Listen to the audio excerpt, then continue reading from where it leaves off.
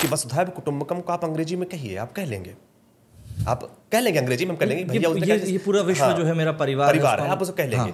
लेकिन जो वसुधैव कुटुंबकम का जो एक अपना वो है, सेल्फ में अपनत्व है, भाव अपनत्व है, वो आपको कहाँ से आएगा? मैं तो स्टेज को ये भी कहता हूँ कि स्टेज अपना बाली है। दोस्त, आज जो दूर हो रहे हैं ना, आज जो दूरी बढ़ रही है ना, उस स्टेटस को दिखाने के तरीके के कारण बढ़ रही है। हम कहते हैं कि नहीं, मैंने जो कुछ हासिल किया है, मैंने सब कुछ अपने दम पर किया है, सब कुछ अपने। ये पेट्रोल पंप ना होता रास्ते में, आपकी गाड़ी होती, पेट्रोल खत्म, क्या करते हैं? और सच बताऊं ना, जाने अनजाने आपको कहीं ना कहीं से कुछ ना कुछ ले रहे होते हैं, और सबसे पहले आप रिश्तों से लेते हैं। ये इंजीनियरिंग आखिर ऐसा क्या कर देती, कौन सा पुर्जा हिला देती है कि इंसान जो होता है मतलब हर क्षेत्र में जाने को तैयार हो जाता है? और जब आप ये पढ़ने के लिए आते हैं तो आपके अंदर जो भी कीड़े होते हैं सब में उछाल आ जाती है। दूसरा क्या है, एटमॉस्फेरिक परिस्थितियां भी ऐसी हैं। कहते हैं ना, इंजीनियर की जॉब नहीं मिल रही है, यहाँ वहाँ, ये वो सब चीज़ें। तो वो देखते हैं, पॉजिटिवनेस खोजो उसमें, ये लेखक का सबसे बड़ा कर्तव्य है। कहीं से भी खोजो, कैसे भी खोजो, कुछ भी करो, उसमें से पॉजिटिव यदि आप नहीं ला पा रहे हैं, कुछ बेहतर नहीं ला पा रहे हैं, लेखन अधूरा है। एक दौर था जब लोगों को अपनी बात सुनने के लिए किसी और की ज़रूरत पड़ती थी, लेकिन हमारे बीच में कवि शायर हमेशा से रहे, जो आपके मन की बात, मेरे मन की बात अपने लफ्ज़ों में कहते थे, अपने शब्दों में कहते थे, और कहीं ना कहीं इंसान उनसे कनेक्ट भी सिर्फ इसीलिए होता था क्योंकि कई चीज़ों को हम शब्दों में पिरोकर बयां कर नहीं पाते, और सामने वाला जब उन्हीं शब्दों को हमारे दिल के लिए कह देता है तो लगता है कि यार एक कनेक्शन बिल्ड हो गया है। संदीप भैया को जब मैंने सुना तो मुझे भी कहीं ना कहीं वही एक कनेक्शन फील हुआ। एंड सबसे बड़ी बात मैंने ये देखा कि आपके साथ बहुत सारे स्टूडेंट्स जुड़े हुए हैं जी। आज के टाइम में। मैंने देखा है संदीप भैया, होता ये है कि लोग जो हैं अक्सर अकेलापन तो महसूस करते ही हैं, क्योंकि आज की भाग दौड़ में कहीं ना कहीं इंसान कनेक्शन को खो चुका है। एक ह्यूमन कनेक्शन की जो हम बात करते थे पुराने ज़माने में, जो मोहल्ले हुआ करते थे, वो आज नहीं बचे। बंद कमरे में बैठकर जब इंसान को अपने आप को पुश करना होता है तो फिर वो आपका रुख करता है। आपकी भाषा शैली जो है बहुत सरल है, हिंदी भाषा का आप प्रयोग करते हैं तो अधिक से अधिक लोगों तक आप कनेक्ट कर रहे हैं भारतवर्ष में। सबसे पहले तो आप मुझको ये बताइए कि हिंदी की कितनी क्या इम्पोर्टेंस है, और किस तरीके से आपको लगता है कि हिंदी एक ऐसी लैंग्वेज है जिससे कि आप लोगों के दिलों में सीधे घर कर पा रहे हैं? सबसे पहले तो बहुत बहुत धन्यवाद नमन जी कि आपने ऐसे मौके पर याद किया और इस तरीके से हमारी चर्चा शुरू हुई। और बड़ा अच्छा सवाल पूछा आपने कि हिंदी का महत्व। देखिए, हिंदी, हम इसके पहले भाषा की तरफ चलते हैं। भाषा वो होती है जो हमारी संस्कृति, हमारी विरासत को संजो के रखती है, और हमारी जो भाषा, हमारी जो विरासत है, वो हमारी संस्कृत के पास जाती है। हमारे वेद पुराण सब उस भाषा में लिखे गए हैं, और जब उस भाषा का आगे रूपांतरण होता रहा तरह तरह से, पाली, प्राकृत, इस तरीके से जब हम आते गए तो वो यात्रा पहुंचती है हिंदी के पास। तो कहीं ना कहीं वो विरासत, वो छटा हमारे पास हिंदी में है, और इसलिए तो भाषा का महत्व बढ़ जाता है क्योंकि हमारी विरासत संरक्षित है। दूसरी चीज़ आगे देखिए कि जब हिंदी में हमारे गोस्वामी तुलसीदास, हमारे सूरदास, जितने भी लोग हैं, बड़े बड़े लेखक कवि जिन्होंने ऐसी रचनाएं लिखी हैं कि गाता रह जाए, जिससे बड़ी प्रेरणा मिलती है, सीख मिलती है, वो सब किस भाषा में है? हिंदी में आ गए। तो कहीं ना कहीं ये हमारी विरासत जोड़ती है, इसलिए महत्वपूर्ण हो जाती है। लेकिन आज की तारीख में सर मैंने एक चीज़ देखी है कि लोग जो हैं थोड़ा सा इंग्लिश की तरफ उनका झुकाव रहता है, चाहे वो कॉरपोरेट वर्ल्ड के कारण हो। ऐसे में लोग कहीं ना कहीं अपनी जड़ों को भूल जाते हैं। बिल्कुल बिल्कुल। मैं आपको भाषा को संरक्षित की बात क्यों कर रहा हूँ? देखिए, अगर आप किसी का अनुवाद कर लेते हैं, कहते हैं हम ना कि हम इस भाषा को, इस बात को अनुवाद कर लेते हैं, अनुवाद में आप उसको जान सकते हैं, उस शब्द की अपनी ताकत, उस शब्द में जो समेटी हुई अपनी विरासत है, अपनी जो भारतीय परंपरा है, वो सारी चीज़ें। जैसे आपको मैं कहूँ कि वसुधैव कुटुंबकम को आप अंग्रेजी में कहिए, आप कह लेंगे, आप कह लेंगे अंग्रेजी में, हम कह लेंगे भैया ये पूरा विश्व जो है मेरा परिवार है, आप उसे कह लेंगे। लेकिन जो वसुधैव कुटुंबकम का जो एक अपना वो है, सेल्फ में अपनत्व है, भाव अपनत्व है, वो आपको कहाँ से आएगा? आप माँ की लोरी का एक्सप्लेनेशन दे सकते हैं अंग्रेजी भाषा में, अन्य भाषा में, जिस भाषा में भी चाहें, लेकिन वो लोरी के जो शब्द हैं और जो शब्द अपने आप में जो जश्न रखते हैं, जो एक एक एक एक एक क्या कहते हैं, एक बड़ा ही आकर्षण रखते हैं, जो अपनी मूलता रखते हैं, वो हम कहाँ से लाएंगे? हम संस्कृत में कैसे जोड़ते हैं? वो हमारी संस्कृति से जोड़ता है कहीं ना कहीं। हम जिस परिवार से हैं, देखिए ना, आपको भी लोरियाँ याद होंगी, आपको भी गाँव में गीत याद होंगे, सब याद होंगे। क्या हम उसका ट्रांसलेशन कर सकते हैं? लेकिन जब उसको गाया जाएगा तो वैसे ही गाया जाएगा। वंदे मातरम है, जनगण मन है, उसे हम ट्रांसलेट कर सकते हैं अंग्रेजी भाषा में या किसी भी भाषा में, हम उसको अनुवादित कर सकते हैं। लेकिन आप बताइए, आप जनगण मन का जो अपना वो है, रोंगटे मतलब खड़े हो जाते हैं आज भी। यस, वो शब्द आपको वैसा ही याद करना पड़ेगा। और भाषा के लिए भी होता है। इसलिए आपके जैसे हिंदी में हमारा सब कुछ है, साहित्य है, सब कुछ है, तो वो उसी हिसाब से बेहतर लगता है। अब चूंकि हम उसी भाषा से हैं, उसी में से हैं, तो उसका अपने आप में महत्व है। जिसने इतनी गहराई ली हुई संस्कृत भाषा की विरासत को थामती है, तो जाहिर सी बात है कि हम उसके साथ हैं, यानी भारतीय परंपरा के साथ हैं। संदीप भैया, आपकी पहली बात तो हिंदी की वोकैबुलरी जो है बहुत अच्छी है। अरे जावेद साहब का मैं एक इंटरव्यू सुन रहा था, उसमें उन्होंने कहा था कि आजकल लोग कहते हैं अरे यार ठीक है समझ जाओ। उसका उन्होंने कारण बताया था।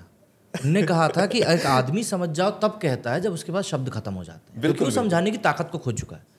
आपने इस चीज़ को कब समझा, या सबसे पहली बात तो यही आएगी कि आपका हिंदी के ऊपर इतना स्ट्रांग होल्ड कैसे आया? मेरे दादाजी संस्कृत विषय के टीचर थे। संस्कृत विषय के टीचर थे? हाँ बिल्कुल। और हमारे घर का जो माहौल रहा, अब आप देखिए, वो संस्कृत विषय के टीचर थे, और एक शिक्षक के घर का माहौल थोड़ा अलग सा ही होता है, बड़ा ही पारंपरिक और बड़ा ही संस्कृत को थोड़ा सा उस तरीके से। रोबी, हम किस समय की बात कर रहे हैं? उस समय में तो थोड़ा सा और ज़्यादा ही था, फिर आप संस्कृत की बात करें, बताइए सर। तो मेरे दादाजी संस्कृत विषय पढ़ाते थे। अभी उनकी 2 वर्ष पहले वो नहीं रहे। तो उनके साथ में मैंने बहुत कुछ, जो भाषा आपको लगता है अगर कि शायद कुछ ऐसा लग रहा है कि आपने किसी तरीके से तैयार किया, तो मैं ये भी कहूँगा कि ये मेरे अंदर विरासतन है, मेरे अपने दादाजी की तरफ से ये मिला है। तो हमारे यहाँ पे थोड़ा सा कहीं ना कहीं इसका माहौल था, संस्कृत विषय थी। और मेरे दादाजी जब कुछ कहते भी थे तो सरल साहित्यिक शब्दों में ही कहते थे, कुछ ऐसे, जैसे अगर उनको कभी डांटना होता था। हाँ। तो वो दिनकर जी की पंक्तियां हैं रश्मि रथी की, उसमें कहते थे वृथा हाथ ठानता है, अभी तो धर्म को क्या जानता है। ऐसे डांटते थे जब कभी कुछ मोटिवेशन देना होता था कि चलो सब ठीक है और ये सब। तो कहते थे कि सौभाग्य न सब दिन सोता है, देखें आगे क्या होता है, परेशान नहीं, सब हो जाएगा। तो वो जो एक माहौल आता रहा, तो शायद कहीं यदि आपको जो कुछ भी लगता है तो वहीं से कुछ होगा। मैं एक छोटा सा अपना भी ऐड करूंगा संदीप जी। जी जी। उतनी हिंदी तो जितनी आपकी साफ और अच्छी उतनी तो नहीं है, पर थोड़ी बहुत तो ठीक है मेरी। हमारे पिताजी ने शुरुआत से हमको बस एक ही चीज़ बोली थी कि जो न्यूज़पेपर आता है उसको पढ़ो, तुम्हें समझ में आ रहा है नहीं आ रहा है तुम बस पढ़ो। वो मुझको नहीं अच्छा लगता था, पर फिर भी पिताजी ज़बरदस्ती बैठे रहते थे, तो उनको वो बोलते थे नहीं बैठा के कि नहीं पढ़ो। तो पढ़ते गए। और जब इस काम को जब मुझे शुरू करना था ना, उस दिन मुझे उस चीज़ की इम्पोर्टेंस समझ में आई।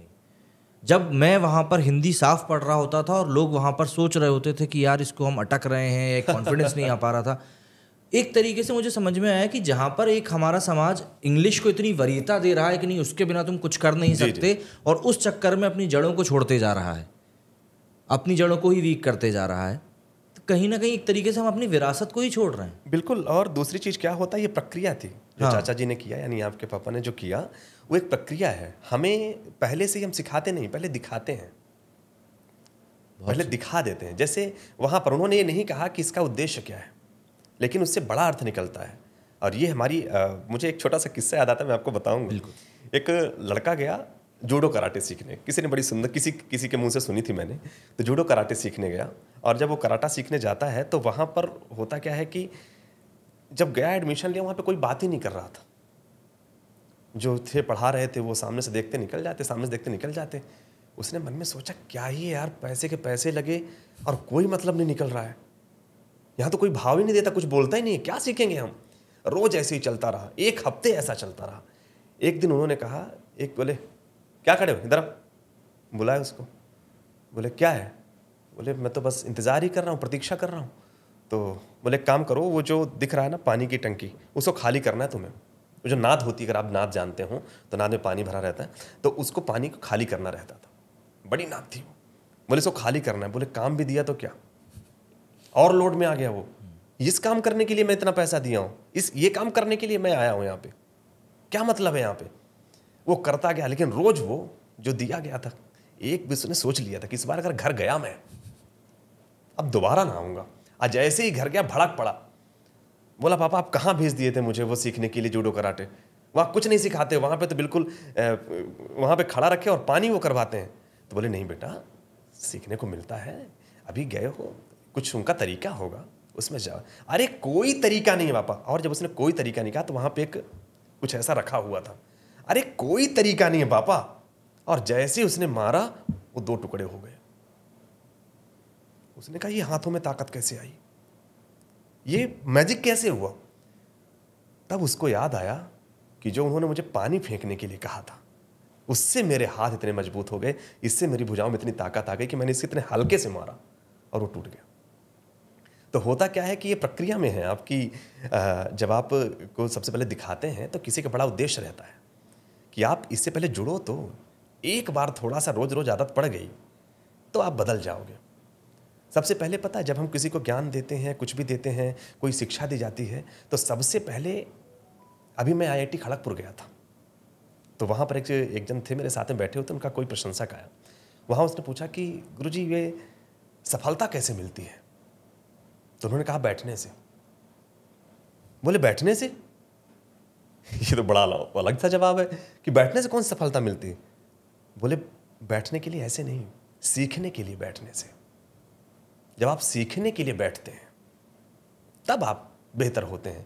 तो जब आपने अखबार की बात की, तो जब हम वो वहाँ पे आपको ले गए, वहाँ रोज रोज देखते देखते देखते देखते आप ठीक ठीक वैसी प्रवृत्ति हो गई, तेरे मन लग जाता है।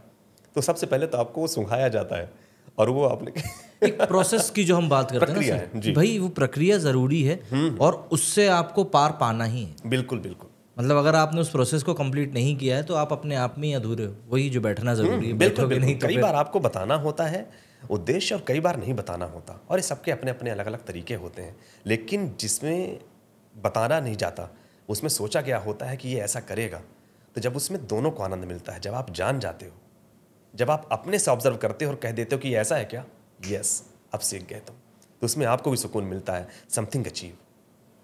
एक कवि, मेरे अंदर एक कवि है, आपके अंदर एक कवि है, बोलना हर कोई चाहता है, लेकिन वो बाहर कैसे आया? मतलब कैसे कि आपको कैसे समझ में आया कि नहीं यार ये चीज़ मैं कर सकता हूँ? क्योंकि संघर्ष सर अब सबके सब अपने स्तर पे कर रहे हैं, उन संघर्षों को शब्दों में पिरोकर सामने रखना वो एक अलग ही किस्म की कला है। जी जी। तो उस चीज़ को फिर आपने कैसे समझा कि यार ये चीज़ है कुछ? देखिए क्या होता है कि थोड़ी छोटी छोटी चीज़ें, मैं हमेशा कहता हूँ कि आपकी शुरुआत करना आपका हुनर नहीं है, आपकी हिम्मत है। ये हमेशा समझिएगा, आपकी पहली छलांग आपका हुनर नहीं बताती, आपकी हिम्मत बताती है, जो आपको किसी भी काम में करना ही है। वो हिम्मत आपको काम भी दे सकता है, प्रेरित कर सकता है। जैसे आपने कविता की बात कही, तो जब आप कविता लिखते हैं तो ये स्वतः भाव में आता है कि हमारे अंदर जो भाव चल रहा है किसी तरीके से छोटे भाई को दो, मतलब नमन जी आपको दो। तो वहाँ पे जब भीतर से भाव आता है तो हमारे अंदर प्रस्तुतिकरण आता है कि हम इसे भाई पेश करूँ तो अच्छे से पेश करूँ, कहे कि कविता अच्छी है। बिल्कुल। तो इससे आप शुरुआत करते हैं, वो साहस जुटाते हैं। और मैं भी शायद कहीं पर आपको थोड़ा सा लगता है कि अच्छा या बुरा, तो कहीं ना कहीं शुरुआत उस तरीके से होती है कि आपको पहला जो स्टेप है वो आपको हिम्मत करनी ही पड़ती है। और जब आप एक बार हिम्मत करके पहला, मैंने कभी कुछ पंक्तियाँ लिखी थी, अभी वो कविता आई नहीं है, आने की है। मैंने उसमें लिखा था कि पहाड़ के सबसे निचले पत्थर पर भी जो खड़ा है ना, जो पहले पत्थर खड़ा है वो पर्वतारोही कहलाता है।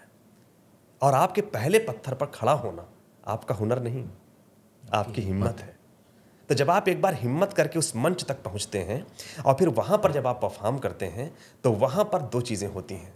वहां पर किसी ने बुरा कहा या किसी ने भला कहा, उससे आप सीखते हैं। भला कहा तो और अच्छी बात है, बेहतर करूंगा। बुरा कहा तो वहां पे दो कंडीशन हो जाती हैं आपके पास, या तो वहां पे हार जाएं या तो कहें कि सुधार के आगे बढ़ूंगा। वहीं पे आप डिसीजन कर लेते हैं कि आपको करना क्या है और वहीं से आप आगे बढ़ते हैं। मेरे मन में क्या आया जब मैंने वहां पर किया, सौभाग्य से लोगों ने सराहा कि अच्छा लगा, तो हमने कहा इसे और बेहतर करना, तो मैं वो ऑप्शन वाला रहा। तो ऐसे करके मेरी यात्रा बढ़ गई। सर दो चीज़ें हैं, आप सोशल मीडिया पर भी हैं, आप पब्लिक स्पीकिंग भी करते हैं। तो अभी आपने जो नेगेटिव कमेंट की बात करी, जब भी कोई सोशल मीडिया का व्यक्ति आता है मैं उससे ये चीज़ ज़रूर पूछता हूँ कि यार आप नेगेटिव इम्पैक्ट को या नेगेटिवली जब को लोग रिएक्ट करते हैं आप उसको कैसे डील करते हो? आपसे सर मैं ये भी जानना चाहूँगा इसके साथ में कि जब आप पब्लिक स्पीकिंग कर रहे हो, क्योंकि आप उस चीज़ के लेकर और काम भी कर रहे हैं उस क्षेत्र में, तो आप मुझे बताइए कि अगर मैं स्टेज पे खड़ा हूँ और मेरे अंदर एक डर है, हाथ पांव कांपने लगते हैं, पसीना आने लगता है, सब चीज़ें होती हैं, कोई वहाँ आपको डरा नहीं रहा पर फिर भी वो चीज़ें होती हैं, उस चीज़ से आप कैसे कोप अप करोगे वहाँ? मैं तो स्टेज को ये भी कहता हूँ कि स्टेज अपना बाली है, जिसके सामने जाओ तो थोड़ी आधी ताकत खत्म होती है। बिल्कुल। तो ये तो एक हंसी की बात हुई। तो जब स्टेज पे जाते हैं, आप ये जानना चाहते हैं जब कोई नकारात्मक प्रतिक्रिया दे, नकारात्मक प्रतिक्रिया, ऐसा हो कि भाई अच्छा नहीं लग रहा है, ये नहीं लग रहा है। देखिए, दो चीज़ें होती हैं। आप जब बोलते हैं तो वहाँ पे सबके काम की चीज़ हो, ये आवश्यक नहीं है। ये ज़रूरी नहीं है कि वो सबके काम की चीज़ हो। तो कुछ लोग आपसे इस तरफ से किनारे हैं, फिर जिनको वो चीज़ें पता हैं, जो उस चीज़ से लोग हैं, उसके बाद में किसी को आपने ठीक से प्रस्तुति ना दी हो, तो वो आपसे हो सकता है कि सबकी अपने प्रतिक्रिया का स्वरूप होता है। कोई मंच पे तो नहीं बोलता और नहीं बोलना चाहिए। देखिए, जब कुछ भी किसी की कुछ जगहें होती हैं जहाँ पे आपकी प्रतिक्रिया थोड़ी देर बाद मिलेगी, तो शायद उसमें पॉजिटिव रिस्पॉन्स करेगा वो। लेकिन आप अगर किसी को मंच पर सीधे बोल देंगे तो ये आपका एटिकेट्स में नहीं आता, एक लिसनर एटिकेट्स में नहीं आता ये। तो आपको तो सबसे पहले लिसनर है तो वो समझना चाहिए उनको कि ये लिसनिंग में नहीं आता। हम श्रोता हैं, हम उनको बताएंगे, बाद में बताएंगे, जब वहाँ से वो निकल करके आएंगे तो वहाँ पे बताएंगे कि आप में ये कमी रही, आपका जो भी है। तो ये एक तरीका होता है कि आप एटिकेट्स जो हैं ये आपको आने चाहिए। और जब आपके पास ऐसी कमेंट आ जाएं, सपोज कई बार होता है कि सार्थक कमेंट आती है, कई बार ऐसा होता है कि किसी ने मान लीजिए कह ही दिया, आपसे बहुत बड़े हैं और उन्होंने क्या कहने का सलीका होगा, जो व्यक्ति जिसके अंदर ज्ञान है, उसके अंदर विनम्रता है, उसके अंदर सलीका है, ये हमेशा याद रखिएगा। तो जब वो वहाँ पर बोलेगा भी तो उसका सलीका बहुत अच्छा होगा। मैं भी आपसे कह सकता है कि क्षमा चाहूँगा, थोड़ा सा मुझे इसमें लग रहा है। उसको सर हम लोग कंस्ट्रक्टिव क्रिटिसिज्म कहते हैं। बिल्कुल बिल्कुल बिल्कुल, वही चीज़ वही उचित है। तो आप सामने वाले को क्रिटिसाइज भी कर रहे हैं तो एटलीस्ट ऐसे करें कि उसको हम डिमोरलाइज ना करके, ऐसा ही किया जाना चाहिए। ये हमारा शिष्टाचार है। कुछ चीज़ों के नियम होते हैं ना, जब हम शादी करते हैं तो बड़ा फंक्शन करते हैं, रिवाज होते हैं, कुछ चीज़ों की आदतें डाली जाती हैं, वो सब चीज़ें होती हैं ना। ऐसे ही इसका भी है हमारा। जब हम वहाँ पे चढ़ते हैं तो वहाँ पे नियम, जैसे कैसे होता है ना, हम किसी मॉल में जाते हैं, कृपया चप्पल बाहर उतारें। किसी बुक लाइब्रेरी में जाते हैं, आप यहाँ पुस्तकालय में हैं, बात ना करें। आप यहाँ पे किताबों को सुनें और किताबों से मन में बात करें। ये एटिकेट्स हैं, ये आपको पता होना चाहिए। और ये जब आपके पास, अगर आपके पास ज्ञान है तो ऑटोमेटिक आपकी समझदारी है।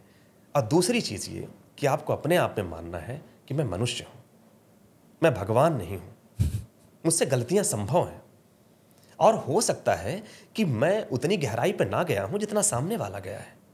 तो अगर वो कह रहा है तो कोई बात नहीं, हम उसे सीख लेते हैं, आगे बढ़ते हैं। वहाँ पे किसी भी तरीके से आपका बहस करना भी अनुचित है, एटिकेट्स नहीं है ये।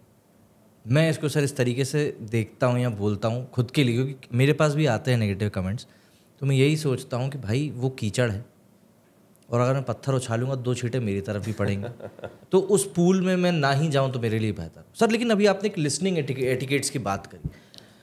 जब भी हम लोग कन्वर्सेशन की बात करते हैं कि 2 लोग आपस में बातचीत कर रहे हैं, बोलना महत्वपूर्ण है लेकिन सुनना भी बहुत महत्वपूर्ण है, बेहद। और आज के समय की अगर हम बात करें तो मुझे ऐसा लगता है कि हर व्यक्ति बोलना चाहता है, हर व्यक्ति चाहता है कि मुझे सुने, लेकिन वो सुनना खुद किसी को नहीं चाहता। बोलने से पहले आपके पास बोलने के लिए कहाँ से आएगा?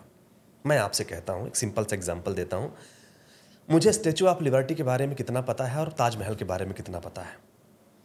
मेरा ख्याल है कि हम लोग ताजमहल के बारे में बहुत कुछ बोल सकते हैं, पर स्टैचू ऑफ लिबर्टी के बारे में, उसका स्थान में भी बोल सकते हैं, और वो जगह पता नहीं, आपको पता हो कि मुझे ज़्यादा नहीं पता है। तो ये क्या होता है कि जिस चीज़ के बारे में हम अध्ययन करते हैं उसी के विषय में हमारा नॉलेज बढ़ता है, उसी के वजह से हमारे भीतर मंथन चलता है। अब अध्ययन कई तरीके से होता है, हम पढ़ कर के लेते हैं या कोई हमें बताता है। अब हम आप जैसे बात कर रहे हैं, हम आप बात कर रहे हैं, तो अगर हम टेक्नोलॉजी की बात करें तो इसमें कितना सुंदर नियम है कि भैया आप जब बोल रहे हो तो मैं ना बोलूं। वहाँ पे क्या कहता है टेक्निकल टीम, वॉइस ओवरलैप होती है। बिल्कुल, आप बताते होंगे आप टीम वालों। हाँ में भी मतलब ये तो बहुत बेसिक सी चीज़ सर आपने बोली है। मतलब हम भी इस चीज़ को 1-2 बार जब हमने किया तब समझ में आई थी ये चीज़। तो बिल्कुल ये एटिकेट्स हैं। मतलब इसमें ऐसा होता है कि आप जब बोल रहे तब मैं अपनी बात रखूं ताकि प्रॉपर बात जाए। तो ऐसे सोचिए, यहाँ पे सुनना और कहना दोनों कैटेगराइज्ड हैं, और जितना ज़्यादा आप सुनते हैं जितना ज़्यादा आप अध्ययन, सुनना मतलब अध्ययन करना, वो माध्यम है एक। तो जब हम सुनेंगे नहीं तो हमें क्या ही मिल पाएगा। देखिए ना, अर्जुन ने प्रॉपर सुना कृष्ण को, तभी वो खड़ा हो पाए। जब उसके सवाल अर्जुन के होते थे और भगवान जब उसको एक्सप्लेन कर देते थे, जब पूरा एक्सप्लेन हो जाता तब वो अगला सवाल पूछता था। नहीं यानी एक नहीं, ये तो ठीक है, ये बताए, हाँ ये वाला मैटर ठीक है, हाँ हाँ ठीक, रुकिए रुकिए, ये बताइए। ऐसा नहीं होता था। वो प्रॉपर सुनते थे जब तक वो कहते थे, उसके बाद उनके प्रश्न आते थे और उसके बाद वो कहते थे। तो हर डेटा पूरे तरीके से उनके मस्तिष्क में सेव होता था और अच्छे से होता था कि भाई मुझे वो करना है। ऐसे ही ना सुनने का बड़ा, ठीक से ना सुनने का घाटा देखिए द्रोणाचार्य वाला, अश्वत्थामा मारा गया। वहां पे उन्होंने इसी कमी को, इसी चीज का फायदा उठाया भगवान कृष्ण ने, जैसा हम जो कथा पढ़ते सुनते हैं। तो कहीं ना कहीं आपका गुरु शिष्य परंपरा में भी यही है कि हमेशा क्या होता है कि पहले आप सुने, तो फिर जब आपको मौका मिलेगा ना, मिलेगा ही मिलेगा। जब आप सुनते हैं ना, आपको सच बताऊं, वक्ता को ना श्रोता समझ में आ जाता है। एग्जैक्टली। आप जब मंच पर होते हैं, आपके पास समझ जाते हैं कि श्रोता कैसे हैं, और जब समझ जाते हैं तो आपको आपके बोलने में भी आता है, और जब आपके पास अवसर आता है तो आप उसको पसंद भी करते हैं। मैंने जितने भी कवि सम्मेलनों को सुना है, उसमें अक्सर एक न एक कवि ये बात ज़रूर बोलता है जो अभी आपने कही, कि आज मुझे सुनने वाले यहाँ पर अच्छे लोग हैं तो मेरा भी भाव अलग है। बिल्कुल। कई बार होता है ना, किसी ने पूछ लिया कि आप इतना अच्छा भाषण कैसे दिए, इतना अच्छा बोले कैसे। उसने बड़ा सिंपल सा जवाब दिया था, साधारण सी बात। उसने कहा था कि मेरे श्रोता शानदार थे, मेरे श्रोता ऐसे थे, मैंने कुछ नहीं किया। श्रोता सोचिए, अगर आपको ऐसा मिल जाए, सोचिए क्या है आपके भीतर जो कुछ होगा ना, सारा का सारा आप निचोड़ निकल जाएगा। हाँ, पूरे तरीके से। तो आपका लिसनिंग इंपॉर्टेंस तो भाई, लिसनिंग यानी अध्ययन। आप यदि लिसनिंग को अध्ययन से देखते हैं तो आप इसको लिसनिंग का इंपॉर्टेंस समझ सकते हैं। आप जब तक पढ़ेंगे नहीं, किसी ने शायद मैंने मनोज सर का इंटरव्यू देखा था, तो उन्होंने बड़ी सुंदर बात कही थी। हालांकि उन्होंने कोई नई बात नहीं की थी, बहुत सारे लोग कह चुके हैं, और ये सामान्य सी बात है, कि सामान्य सी कहने वाली बात है कि जब तक आप भरेंगे नहीं तब तक आप छलकेंगे नहीं। तो भरना तो पड़ेगा, और भरने का माध्यम है पढ़िए, सुनिए, देखिए, समझिए। संदीप जी, आप मुझे बताएं, आपकी चिंगारी कहाँ लगी यार ये चीज़ है?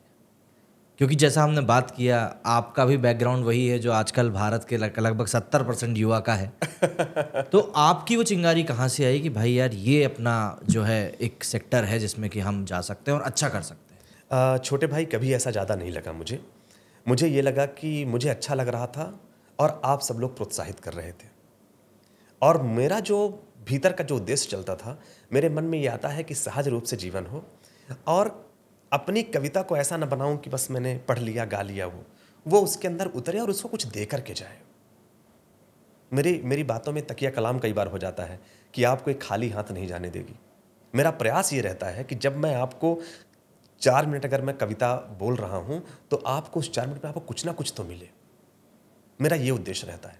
इस यात्रा में जब मैं निकला होऊंगा, जब बढ़ा होऊंगा, तो मुझे पहले कविता पसंद आती थी, कविता सुनाना पसंद आने लगा। जब कविता सुनाया तो सामने वालों की प्रतिक्रिया लगी कि बहुत अच्छी कविता है, तो मुझे ये माध्यम दिखा कि क्यों ना इस बहाने मैं कुछ दूं। तो मैंने कविताओं में थोड़ा सार्थकता लाने का प्रयास किया, सीखने का प्रयास किया, पढ़ने का प्रयास किया। मैं कभी भी नहीं कहता ये कि मैं कोई कविता के जो नियम हैं, कविता की जो सारी बातें हैं, मैं उसमें कोई विद्वान हूँ, नहीं। सहज रूप से एक मन में राइमिंग चलती है, और जो भीतर से आता है वो उकेरता हूँ। जो कि मैंने भी तैयारी की है परीक्षाओं की, तो वो कहीं ना कहीं पीड़ाएं, वो कहीं ना कहीं थोड़ा कुछ जो भी होता है, तो कहीं ना कहीं यस, तो विद्यार्थी मन के पास कहीं पहुँचता हूँ। तो मुझे ऐसा लगा कि मैं इस पर ज़्यादा अच्छे से कह सकता हूँ, युवा मेरे से ज़्यादा कनेक्ट होते हैं। तो जब आपसे युवा कनेक्ट हो गए तो आपकी जिम्मेदारी बन गई, और जब आप उस जिम्मेदारी को निभाते हैं तो भाई आपको भी मिलने लगता है और आपका भी रास्ता तय हो जाता है। लेकिन एक चीज़ है संदीप भैया, कि ये जो पूरी जर्नी होती है, इस जर्नी के दौरान अब आप लाखों लोगों से मुखातिब हो रहे हैं, उनसे बातचीत कर रहे हैं, तो ऑब्वियस सी बात है आपको वो प्रोत्साहन भी मिल रहा है। लेकिन जो शुरुआती दौर होता है उसमें हमारे इर्द गिर्द जो 3 से 4 लोग मौजूद हैं, 6 लोग मौजूद हैं, 10 लोग मौजूद हैं, वो यार दोस्त भी होते हैं, नाते रिश्तेदार भी होते हैं। उनका कितना अहम किरदार होता है? बेहद अहम किरदार होता है। मुझे ऐसा लगता है कि आपके जो पहले लिसनर होते हैं ना, आपके दोस्त होते हैं। बिल्कुल। आपके घर में आपकी छोटी बहन होती है, आपकी बड़ी बहन होती है, आपका भाई होता है, यही सारे लोग होते हैं। कहीं ना कहीं जब शुरुआत आप करते हैं तो आपकी इन्हीं से होती है। कई बार एक ये होता है ना, मैं आपको अपना बताऊं, मेरा दोस्तों से, रिश्तेदारों से बड़ा अच्छा अनुभव रहा है। मुझे कभी किसी से कोई शिकायत नहीं है। मैं ऐसा नहीं कहता कि गलतियां नहीं होंगी, इंसान है, अभी आपने हाँ, कहा बिल्कुल हाँ। ये नहीं हुआ होगा, कुछ कमी नहीं रही होगी, ये सब कुछ होता रहा। इसके बावजूद भी मुझे कोई शिकायत नहीं है, क्योंकि उनसे जो मुझे मिला ना, दरअसल होता क्या है ना, हम दुनिया को थैंक यू बोलते हैं, लेकिन हम माँ को कितनी बार बोलते हैं? एक बार भी नहीं। महज हम कुछ लेकर के आए, हम आपसे, आप मुझे एक कप चाय भी रखते हैं तो मेरी जुबान पे सेट है कि थैंक यू छोटे भाई। माँ ने कितनी बार आपको, अब कितनी बार हमने थैंक यू कहा। जहाँ पे प्रगाढ़ता बढ़ जाती है वहाँ पे ये औपचारिकताएं खत्म हो जाती हैं, और जहाँ पे आपकी औपचारिकताएं खत्म हैं, सोचिए कितना करीब होगा वो। बस हमने थोड़ी थोड़ी चीज़ें पाल करके, थोड़ा कुछ मान करके वो करते हैं। मिनिमलिस्टिक अप्रोच बिल्कुल आजकल बिल्कुल, जो हाँ। नया शब्द आ और गया दूसरा क्या है कि कई बार मैं आपको बताऊं, कई बार ये कहते हैं कि अरे हमने क्या कर लिया है, रिश्तेदारी में ना थोड़ा सा निगेटिविटी डाल ली है, थोड़ी सी नहीं सर, कुछ अच्छी शब्दों खासी। को हमने शापित कर लिया है। बिल्कुल। जैसे हम कहते हैं क्या ज्ञान बांट रहे हो। ज्ञान बांटना बुरा कहाँ है? सिंपल सी बात है। आप जैसे हरिश्चंद्र के हैं तो आप क्या कर रहे हैं? तो वहाँ पे हरिश्चंद्र की मतलब जो कहते हैं ना कि ज़्यादा हरिश्चंद्र मत बनो, क्या बुरा है? हरिश्चंद्र बनने में छोटे भाई क्या बुराई कहाँ है? मैं कई बार ये सोचता हूँ। तो कुछ चीज़ें ऐसे हो गई कि जैसे हम रिश्तेदारी में, आजकल मैं रील्स वीडियोस देखता हूँ, उस रील्स वीडियोस में आता है कि अब रिश्तेदारों को हम दिखाएंगे कि हम क्या हैं। इन रिश्तेदारों के चक्कर में न पड़ना, रिश्तेदार कभी भला नहीं चाहेंगे, ये कभी नहीं चाहेंगे। आपने ये कह दिया, आप तो बिल्कुल नहीं चाहेंगे। बिल्कुल। सामने वाला अगर आपकी भलाई चाह भी रहा होगा, फिर वो ये बुरा तो नहीं चाहेगा, लेकिन फिर वो किनारे हो जाए। माँ आपकी जयकार थोड़ी करेगी, आपके पापा आपकी जयकार थोड़ी करेंगे, और आपका अपेक्षा है ये। हम कैसे सोच सकते हैं? उन्होंने मुझे पैदा होते देखा, मेरे साथ वो बढ़े, ये सब चीज़ें। और अगर ऐसा है तो ताली अकेले हाथ से नहीं है, हम भी कहीं ना कहीं शामिल हैं, इसलिए ऐसा है, नहीं तो बिल्कुल नहीं है। आपको रिश्ते कैसे काम नहीं देते? खूबसूरत बात बोली है आपने कि आप जिनसे अपेक्षा कर रहे हो वो आपका जयकारा वाकई में नहीं करेंगे। अरे जयकारा उनके मन में आत्मीयता है आपके। आप सोचिए, हम किसी से भी होते हैं, कोई भी होता है, हम जब उसके सामने जाते हैं, हम ये कह देते हैं कि सब आपका आशीर्वाद है, सब आपके स्नेह से है। आप ये कहना तो सीखिए। हमने तो रिश्तों में अपना स्टेटस सिंबल दिखाना शुरू कर दिया है। व्हाट्सएप स्टेटस में हम अपना रुतबा बताना शुरू कर दिए हैं। हमने एक शब्द, ये देखो कि मैंने ये क्या किया, ये देखो हमने ये क्या किया। बात आपने क्या किया इससे नाराजगी नहीं है, बात कि बेटा तुम बहुत बड़े हो गए हो। अब तुम्हें ये लगता है कि अब तुम्हें, शायद तुम्हें लगता है कि तुम्हें मुझसे शिकायत है, तुम्हें लगता है कि आप मुझे रिस्पॉन्स नहीं कर रहे हो। अरे नहीं किए रिस्पॉन्स, एक बार आप उनसे कहो ना कि ये किया, ये किया। जिनका स्वभाव है उनका स्वभाव है, रहने दीजिए। आप अपनी तरफ से रहिए, दुनिया पिघल जाती है। आप एक बार प्रेम से रिश्तों के साथ में आइए। जो मुझे देख रहे हैं मैं उनसे कहूँगा कि रिश्तों के बारे में जो ये नकारात्मक धारणाएं हैं, जो सूत्र चले हुए हैं, जो रील्स में आ रहे हैं, उनसे किनारे होइए, उनसे बिल्कुल अलग होइए। ऐसी धारणाएं नहीं हैं, इन धारणाओं को चेंज करिए, नहीं तो आप भी कभी पापा बनेंगे, आप भी कभी चाचा बनेंगे, आप भी कभी फूफा बनेंगे, और आपका भी भतीजा आपको बोल सकता है, आपका भी भांजा आपको बोल सकता है, अगर आपने भाव नहीं दिया। मुझे लगता है कि आप क्या करेंगे? आप बताइए। मैं उनसे कहता हूं, छोटे भाई जो लोग हैं देख रहे हैं, कि आप बताइए आप क्या करेंगे। आप बताइए, क्या आप चाहते हैं कि आपका भांजा बर्बाद हो? कोई नहीं चाहेगा। क्या आप चाहते हैं कि आपका भतीजा बर्बाद हो जाए? पर यदि आपने उसको थैंक यू और वाह आप नहीं बोले, और आपको बोलने लगे कि अरे आजकल चाचा वगैरह कुछ नहीं करते, आजकल मामा वगैरह किसी काम के नहीं है, तो अब चाचा का स्वभाव जरूर वैसा हो जाएगा। वो पीड़ा होगी, और पीड़ा के बाद जो होगा कि छोड़ने वाला कि अरे क्या है ये जो हम सामने वाले को कह रहे हैं ना, ये स्टेज सबका आने वाला है, जीवन चक्र है। हाँ जीवन चक्र है। तो वहां पर आप अपने आप को सोच करके देखिए तो पता चलेगा। और कभी भी देखिए, एक जैसी चीजें नहीं होती, लेकिन उस एक के लिए हम सबको घोषित कर दें, ये अच्छा नहीं, गलत है। आपने एक बहुत खूबसूरत बात बोली कि आजकल स्टेटस अपडेट करने का जो दौर आ गया है, आप वो स्टेटस से लोगों को अपडेट देने के बजाय अगर आप किसी अपने व्यक्ति को एक पर्सनल मैसेज कर दें से मैं अपने ताऊ जी को कर दूं, ताऊ जी आज ये चीज़ खरीद के लाया मैं, आपका आशीर्वाद है, उनको भी वहीं पर उतना अच्छा लगेगा, खूबसूरत लगेगा कि नहीं बेहद लगेगा। उसने मुझको बताया। दोस्त, आज जो दूर हो रहे हैं ना, आज जो दूरी बढ़ रही है ना, उस स्टेटस को दिखाने के तरीके के कारण बढ़ रही है। बिल्कुल, हमारा तरीका ऐसा हो गया है कि वो चीजें अलग तरीके का रूप ले रही हैं। उसका नाम ही स्टेटस रख दिया सर। अगर मतलब मेरे कोई चाचा हैं, हाँ। मेरे कोई फूफा हैं, अगर कोई वो हैं, उनके सामने यदि मैं गया और उनके सामने उनके मन में मान लीजिए कितना भी है, वो कुछ भी, मैं कहता हूँ आपके उसमें से हैं, उनके मन में क्या एक टाइम पे नहीं आएगा, यार कैसा भी सोचता हूँ, कितना विनम्रता से कहता है, यार कुछ भी कहो, मन में खुशी तो उसी के लिए होती है सच में, क्योंकि वो जानता है कि ये मुझे क्रेडिट देता है, ये मानता है कि बिकॉज ऑफ यू ऑल। और सच बताऊं ना, जाने अनजाने आपको कहीं ना कहीं से कुछ ना कुछ ले रहे होते हैं, और सबसे पहले आप रिश्तों से लेते हैं। बिल्कुल, माँ से आप सीखते हैं, पिता से आप सीखते हैं। जब फूफा आते हैं, फूफा आपको 50 रुपये 100 रुपये विदाई दे करके जाते हैं, फूफा को आपको पैर छूना बताया जाता है कि इनकी रिस्पेक्ट करनी चाहिए, बुआ के साथ में ऐसा बिहेव करना चाहिए, ये है ऐसे बिहेव करना चाहिए। सब कुछ आप वहाँ से सीखते हैं। और बहुत सारी बातें, मैं तो आप सहज रूप से आपने सवाल कर दिया तो मुझे सोच नहीं रहा, लेकिन बहुत सी ऐसी बातें हैं, हम पूरे तरीके से जो तैयार होते हैं ना, सबसे पहले हमारा जो चाइल्डहुड तैयार होता है वो हमारे भाइयों, हमारे रिश्तेदारों और इनके साथ में तैयार होता है। इसलिए इनको गढ़ा भी बड़े सतर्कता से जाना चाहिए। और मैं कहता हूं कि अगर कोई ऐसे रिश्ते ऐसे हैं तो उनको भी ये समझना चाहिए कि इन सब चीज़ों को सब चलता रहता है। बड़े थोड़ा सा स्नेह बना के रखें, छोटे थोड़ा सम्मान बना के रखें, गाड़ी चलती रहे। हाँ, अब मेरे ख्याल से क्या है ना कि हर तरह के लोग हैं, लेकिन आप ये नहीं कह सकते कि रिश्तेदार बेकार होते हैं, आप ये नहीं कह सकते कि फूफा बेकार होता है, आप ये नहीं कह सकते कि चाचा बेकार होते हैं, आप ये नहीं कह सकते कि मामा बेकार होते हैं, आप ये कतई नहीं कह सकते। मैं आपको अपनी बात बताऊं, मेरे पिताजी ने कहा कि स्कूल कॉलेज की फ़ीस तुम्हारी प्राइवेट है, अभी मैं तुम्हें सरकारी मिली तो ही पढ़ा पाऊंगा, क्योंकि फ़ीस कम रहेगी, वैसे नहीं पढ़ा पाऊंगा। मैंने चाचा को फ़ोन लगाया था कि चाचा ऐसा ऐसा है।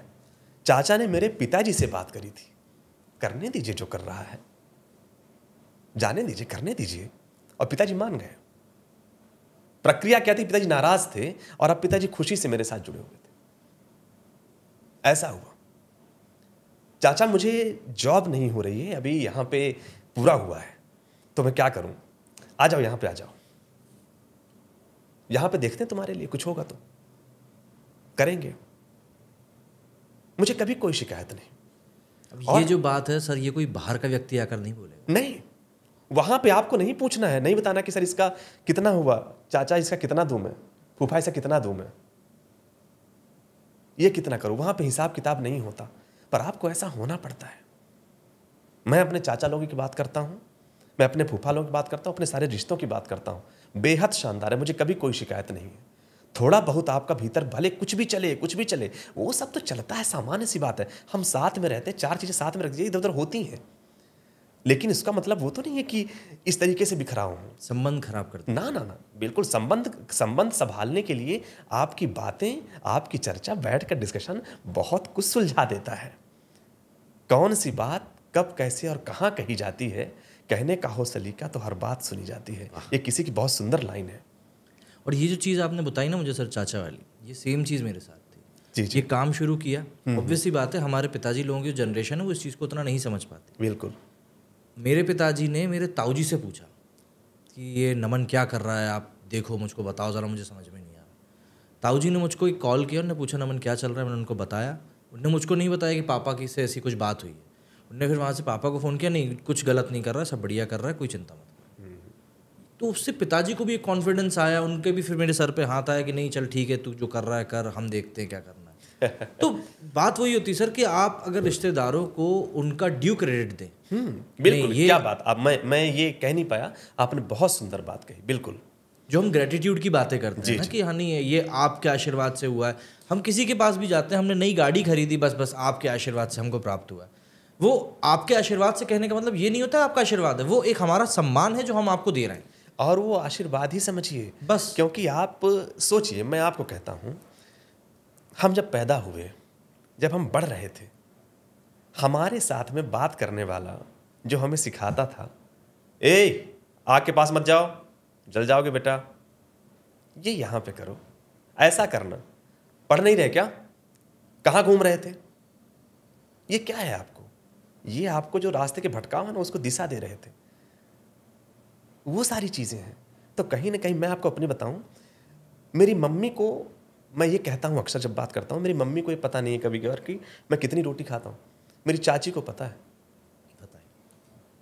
मैं ये आपके पॉडकास्ट में बोल रहा हूँ, मेरी चाची को पता है कि मैं कितनी रोटी खाता हूँ। ऐसा होता है, ये एक आत्मीयता होती है, एक संबंध होते हैं जो आपको खुद भी निभाने कुछ अच्छा लग सकता है उनको, कुछ बुरा लग सकता है उनको, लेकिन हम आपस में इस तरीके से रहना चाहते हैं और इस तरीके से रहते हैं। वो जब भी कभी होगा, जब भी कभी कुछ भी होगा, मुझे खट्टी मीठी नमकीन पसंद है, वो भी गुजराती की। तो मेरे चाचा चाची गुजरात में रहते हैं, तो मेरी चाची मुझे जब भी आती वो नमकीन लेकर के आती। मैं आपके सामने इसलिए बात कर रहा हूँ, एग्जाम्पल दे रहा हूँ कि मेरे साथ अपना बताऊँ।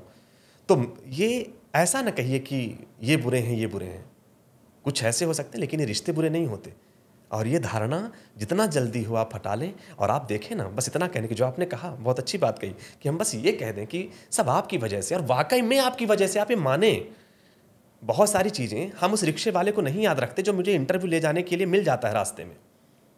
हम कभी याद रखते हैं? हम कहते हैं कि नहीं, मैंने जो कुछ हासिल किया है, मैंने सब कुछ अपने दम पर किया है, सब कुछ अपने। ये पेट्रोल पंप ना होता रास्ते में, आपकी गाड़ी होती, पेट्रोल खत्म, क्या करते आप? हीरो होंडा वाला गाड़ी ना बनाता, क्या करते आप? संदीप भैया एक हमारे टीचर थे, मनीष शर्मा, वो हमको बिजनेस एथिक्स पढ़ाते थे। उनने हमको ये बात बताई थी, और सबसे पहले उन्हीं ने बताई थी ये बात, कि आप जो भी कुछ कर रहे हो उसका क्रेडिट जिस दिन आपने अकेले खाया ना, उस रात को आप रोटी भी फिर अकेले ही खाओगे, पहली चीज़। दूसरी, आज आप कार खरीद रहे हैं, आपने एक बहुत 12-15 लाख की सब आपने कार खरीद ली, और कोई अगर ये कहने वाला नहीं है कि वाह यार तुमने कुछ अच्छा किया, आपकी वो कार रखी रह जाएगी, धरी रह जाएगी। आपकी पूरी प्रतिष्ठा जो आप उस कार के साथ जोड़ रहे हैं कि नहीं मैंने कुछ बड़ा किया है, वो अचीवमेंट तब है जब दो लोग आपके साथ बिना किसी प्रॉफिट के ये कहें कि नहीं यार देखो इसने किया यार, ये बंदा है। क्या बात कही। तो आप अपने ही लोगों को जब लेकर नहीं चलेंगे तो फिर क्या ही मतलब। क्रेडिट तो आपको देना ही चाहिए। और क्योंकि क्या है ना, कुछ लोगों को लगता है ना कि हमारे पास क्रेडिट इसका लिखित, कुछ बहुत सारी चीज़ें ऐसी हैं जो अभी मैं आपको बताऊं, रिसेंटली ऐसा हुआ कि किसी ने मुझे कविता भेजी। उन्होंने कहा कि सर ये कविता मैंने बहुत पहले लिखी थी और ये कविता देखिए आपसे मैच हो रही है। उन्होंने कहा कि आपकी कविता से थोड़ी थोड़ी मैच हो रही है। मैंने कहा कि अच्छा कैसे, बिल्कुल हो सकती है, कई बार ख्याल मिल जाते हैं, कई बार ये हो जाते हैं। उन्होंने मुझे भेजी, हमने कहा कि यार वाकई में सही बात है। अब मैं बड़े असहज था कि वाह यार कैसे मैच वो हो जाता है।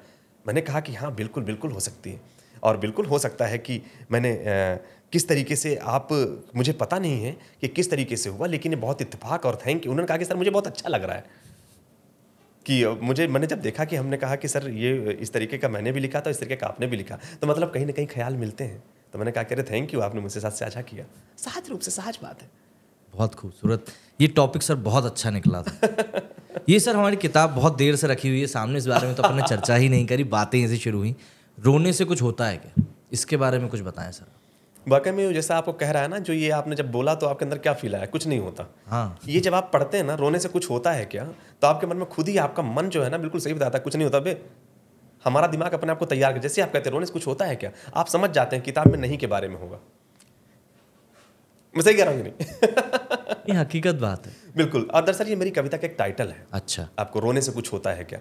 मैं हमेशा कहता हूं कि मिलना था जो नहीं मिला वो, जो चलना था नहीं चला वो, माना सपने चूर हो गए, तुम मिटने को मजबूर हो गए, लेकिन इस हार को जीवन भर ढोने से कुछ होता है क्या। अरे नहीं हुआ तो हो जाएगा, रोने से कुछ होता है क्या, रोने से कुछ होता है क्या। नाम एक गिनवाओ मुझको आसानी से मिला हो जिसको, नाम एक गिनवाओ मुझको आसानी से मिला हो जिसको। अरे जीत का अपना ढंग रहा है, पथ मुश्किल के संग रहा है। अब है मुश्किल तो है मुश्किल, अब है मुश्किल तो है मुश्किल, यूं डरने से कुछ होता है क्या। नहीं हुआ तो हो जाएगा, रोने से कुछ होता है क्या, रोने से कुछ होता है क्या। तो इस तरीके का बस वो कविता का जो ये एक मैंने आपको इसकी जो शीर्षक कविता है वो मैंने सुनाई। ये मेन विद्यार्थियों के लिए है, जो स्टूडेंट्स हैं जो तैयारी कर रहे हैं, क्योंकि इस कविता को ये पूरा कलेक्शन एक विद्यार्थी मन ने बनाया है सहज रूप से। मैं इंजीनियरिंग का हूँ, मैं कोई आर्ट का विद्यार्थी नहीं हूँ। जो कुछ भीतर अपने महसूस करता गया, जो कुछ भीतर अपने एहसास करता गया, उसी को मैंने पन्ने पर उतारने की कोशिश करी। एक भीतर राइमिंग चलती है, उस राइमिंग के आधार पे जो चीज़ें लिखा और आप तक रखा। आपने कहा कि भैया बहुत अच्छी है, हमने कहा अच्छी लगी, हाँ भैया मुझे बड़ा साहस मिला, चलो ठीक है, अब मेरे लिए भी काम बन गया। तो ये यात्रा चलते चलते ये आपकी 184 पेज की किताब बन गई। कितनी कविताएं होंगी लगभग सर? इसमें 54 कविताएं हैं, 54 कविताएं हैं।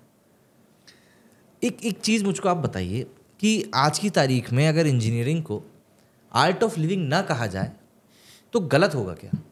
मतलब आप देखिए ना, मतलब मैं अभी तक जितने लोगों का मैंने पॉडकास्ट किया है 80% सर उसमें से इंजीनियर। और जब मैंने पहली बार सुना कि आपने बताया कि भाई मैं भी इंजीनियरिंग बैकग्राउंड से हूँ, मेरा दिमाग ठनक गया। मैंने कहा यार कहाँ कहाँ बैठे हुए हैं ये इंजीनियरिंग आखिर ऐसा क्या कर देती, कौन सा पुर्जा हिला देती है कि इंसान जो होता है मतलब हर क्षेत्र में जाने को तैयार हो जाता है? होता क्या है ना कि आप इंजीनियरिंग कर रहे हैं, देखिए कोई भी है, मैं हमेशा एक तो आपसे हंसी की बात करता हूँ। लोग कहते हैं ना कि इंजीनियर के अलावा बाकी सब हो सकता है। बिल्कुल, वही नहीं बनेगा, बाकी सब हो जाएगा। उसको उसी में सबसे ज़्यादा मुश्किल होती है, बाकी में नहीं होती। दरअसल होता क्या है ना कि इंजीनियरिंग एक टेक्नोलॉजी है, तकनीकी शिक्षा है, और जो दौर है तकनीकी है। और जब आप ये पढ़ने के लिए आते हैं तो आपके अंदर जो भी कीड़े होते हैं सब में उछाल आ जाती है। दूसरा क्या है, आत्मोस्फेरिक परिस्थितियां भी ऐसी हैं। कहते हैं ना इंजीनियर की जॉब नहीं मिल रही है, यहाँ वहाँ ये वो सब चीज़ें, तो वो देखते हैं। क्योंकि तकनीक में इंजीनियरिंग का मतलब ही है कि हमारा एक अन्वेषण, खोज, अभियंता, अभियांत्रिकी, तो हमारा कहीं ना कहीं ऐसा है ही है कि हमारे पास है क्या। हम इतना तो सीख जाते हैं इंजीनियरिंग करके कि साला हमारे पास है क्या, और जितने भी पत्ते हैं सारे के सारे लगा देंगे, ये नहीं तो ये, नहीं तो ये। जब आपने मुझे अपनी जर्नी बताई थी कि आपने कैसे क्या किया, कैसे क्या किया, कैसे क्या टर्न किए, आपने क्या क्या पत्ते लगाए, ये यहाँ पे साला ये नहीं चल रहा क्या, इसको डालो, ये नहीं चल रहा क्या, इसको डालो। इंजीनियर्स क्या है, जो ट्रायल है ना, ये ट्राई करो ट्राई करो ट्राई करो ट्राई करो, हाँ, और वो ट्राई करना उसको पहुंचा देता है जगह पे। यार भाई मैं करना ही चाहिए। अच्छा एक चीज़ और भी है, आप जो काम कर रहा है ना, उससे जब आप मिलोगे ना, बात करोगे, तो लगेगा नहीं कि उसको बताना पड़ता कि मैं इंजीनियर हूँ। हाँ, वो इतना रम चुका होता है, मतलब आपसे अगर कोई बात करेगा कोई नहीं कहेगा, लेकिन अंदर जो थॉट प्रोसेस चल रही है वो कहीं ना कहीं उसी एक तकनीकी शिक्षा से निकल कर आई है। बिल्कुल बिल्कुल, एक क्यूरियोसिटी क्योंकि हमारे अंदर आ जाती है चीज़ों को जानने की, समझने की। हम एक तरीका ये सीख लेते हैं कि आपको बार बार करने की जो प्रक्रिया है ना, हम किसी भी चीज़ को शोध बार बार चलते हैं, ये हुआ फिर ये हुआ, इनका सिद्धांत आया, तो ये सब चीज़ चलते रहते। और दूसरा क्या है, परिस्थितियाँ ऐसी हैं थोड़ा सा कि कई बार लगता है कि यहाँ पे जॉब नहीं, यहाँ पे ये नहीं वो नहीं, तो कहीं ना कहीं वो ज़्यादा। अब आप सोचिए अगर डॉक्टरों का क्राइसिस हो जाए तो वो भी बोलेंगे डॉक्टर के अलावा सब बन सकता है, क्योंकि वो क्या है फिर सब जगह पे देखेगा। तो जब तक ये चीज़ें चलती रहती है, तो मेरे ख्याल से मैं बस ऐसे ही आपसे कह रहा हूँ कि मुझे ऐसा लगता है कि इंजीनियर्स कई बार ऐसा होता है कि जब मैं जॉब कर रहा था तो जॉब से लग रहा था कुछ और करूँ। अच्छा, भीतर जो कीड़ा चलता है उसको एक्सपोज करने का इंजीनियरिंग अच्छा माहौल देती है, बहुत अच्छा, क्योंकि आपको वहाँ पे हर किस्म का इंसान। अब मुझे ये पता है कि यूट्यूब में बना करके कैसे, आज आप किसी को बताएं तो बहुत लोग को नहीं पता रहता ये कैसे करूँगा, मुझे बहुत जटिल लगता है सर। हाँ, लेकिन हमें आपको सेट है, एक बार डालो, अच्छा ये ला देते हैं, ये ऐसा सेट कर लेते हैं, ऐसा सेट कर लेते हैं, ये दिमाग चलता है। ये एक स्वतः प्रक्रिया है जो आपको अध्ययन के बाद एक दिव्य ज्ञान आपके अंदर उतरता है। इसमें सर एक सॉल्यूशन को ढूंढने की टेंडेंसी भी हमारे अंदर डाली बस क्या बात कही, बिल्कुल, कि आपको सॉल्यूशन ढूंढना है, और उस चीज को ढूंढने के चक्कर में हम हमारा रास्ता भी ढूंढ लेते हैं। और दूसरा क्या है, इंजीनियर की इज्जत रखते हैं हम लोग। सही बात है कि भाई हाँ, खाली हाथ तो नहीं जा रहे, खाली हाथ तो नहीं जाएंगे। दूसरा क्या, इंजीनियर हो भैया, कुछ ना कुछ तो यार साबित तो करो, कुछ ना कुछ, नहीं तो गया कहीं तो गया। हकीकत बात है। अच्छा सर, एक छोटी सी चीज़ है, मतलब मन में थी, मैंने सोचा था कि आपसे पूछूंगा, कवि और शायर में क्या अंतर होता है? भीतर दोनों की एक ही जैसी खिचड़ी पकती है। अच्छा, जो आउटपुट आता है वो अलग अलग फॉर्मेट में आता है। बहुत टेक्निकल जवाब हो गया सर ये, लेकिन क्या होता है सर, एक मैं भाव के ऊपर चलता हूँ कि मुझे किस चीज़ से भाव मिलता है। मुझे अगर शायरी में कभी भाव लगता है तो ठीक है, लेकिन अगर मुझको कवि की किसी बात में भाव लग गया, जैसे जब हम इंजीनियरिंग में थे तब कुमार विश्वास जी की एक बहुत पुरानी कविता थी जो उस समय पर वायरल हुई थी, कोई दीवाना कहता है, लूप में सुना सर उसको, और उस समय उस चीज़ को समझा कि यार कई सारे कवियों की रचनाएं ऐसी हैं जिनको कि अगर हम पूरे भाव से सुने तो वो हमको जीवन का सार दे सकती हैं। आप जैसा कि आपने कहा आपकी किताब स्टूडेंट्स को लेकर है, और मुझे ऐसा लगता है कि आज जो हमने रिलेटिव्स को लेकर भी बात करी, सब बातें करी, कहीं ना कहीं स्टूडेंट जो होता है अपने सबसे ज़्यादा करियर बिल्डिंग फेज़ में अकेला होता है। हम कोटा की कहानियाँ देख ही रहे हैं आज की तारीख में कि वहाँ बच्चे कैसे क्या फील कर रहे हैं जिस दौर से गुजरते हैं। ऐसे में मुझे लगता है कि आपकी रचनाएं उनके बहुत मदद कर सकती हैं, चाहे वो उसको सुने, पढ़ें, उसको समझें, एक जोन में जाने की। आप सर स्टूडेंट्स को लेकर और भी कई सारी चीज़ें करते हैं, उसके बारे में आप मुझे बताएं। बिल्कुल बिल्कुल।